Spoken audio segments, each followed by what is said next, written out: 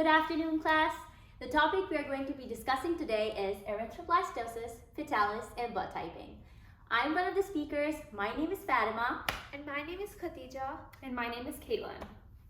So before we go into detail of what all this is, I would really like to explain what the ABO blood group is. So the presence or an absence of a certain agglutinogen classifies the blood group into A, B, AB, or O.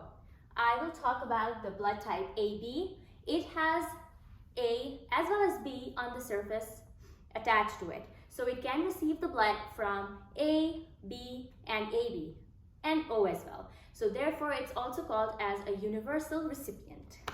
And I'm gonna tell you about the blood group B. It has the antigens B and antibodies A. So we can donate a blood group B to blood B and AB, and we can accept a blood group from blood group B and O.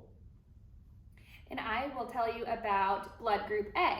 So blood group A contains the red blood cell antigen A and the antibody anti-B.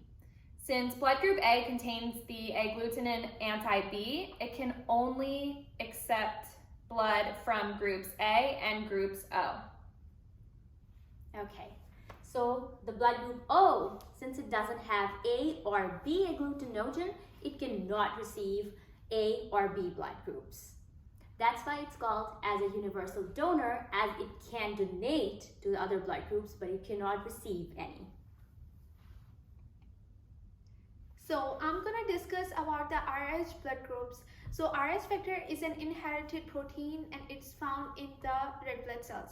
If your blood has Rh protein in it, it means you are Rh positive, and if you don't have a Rh protein, it means you are Rh negative. And Rh positive bloods are the most common blood groups. And I'm going to talk about ABO and Rh blood groups together. So a person's ABO and Rh blood typing and group are reported together. So you'll have the letter and either positive or negative. So anti-Rh antibodies are different than the ABO system because they do not just form in the blood. So this means when you're reporting them together, you have either blood type AB, A, B, O, and whether or not your body contains the protein Rh. So that would be positive or negative. Now I'll be talking about blood typing. Why blood typing is really important? It's very crucial to see what the recipient is receiving and what the donor is giving out.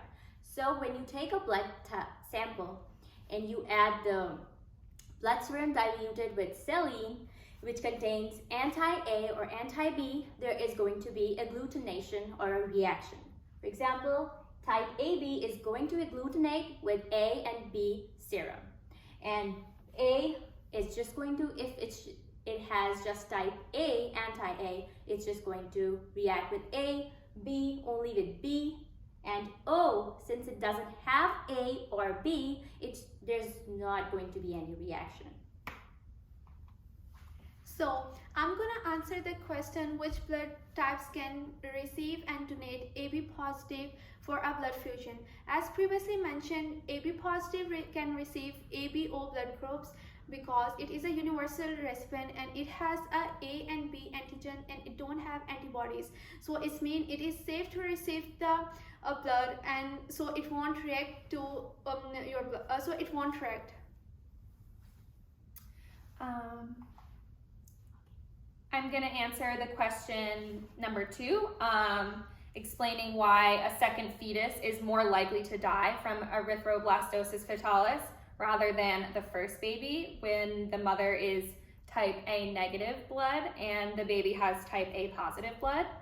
So erythroblastosis fetalis is a condition where the mother's anti-Rh antibodies will cross through the placenta and actually destroy the baby's red blood cells. Symptoms of erythroblastosis fetalis are anemia and hypoxia. And in really severe cases, brain damage and death can actually occur. So the first fetus is not likely to die from this disease because there has not technically been a transfusion of blood, but the mother's body has just recognized the presence of that opposite Rh type, meaning the mother is negative and the baby is positive. So the body in the mother will start creating those anti-Rh antigens. This takes time in the body, so the first baby will most likely be okay. While the mother is creating them, it will not attack the baby, but the mother will create these antibodies over time. So in her second pregnancy, it's much more likely for the baby to be attacked by those anti-Rh antigens that the mother created in her first pregnancy. And I will be explaining why the RhoGAM shot is so crucial and important for the baby and the mother as well. So, it's the best way to prevent any possible complications from Rh incompatibility. It protects your body's red blood cells from attack if the blood comes into contact with yours during labor and delivery, and it really helps prevent Rh-related complications from happening in later pregnancies. This concludes our presentation today. Thank you so much for listening to us talk about erythroblastosis fetalis and blood typing. I hope we were able to convey our message very clearly. And yeah, thank That's you. it. Thank you. Bye.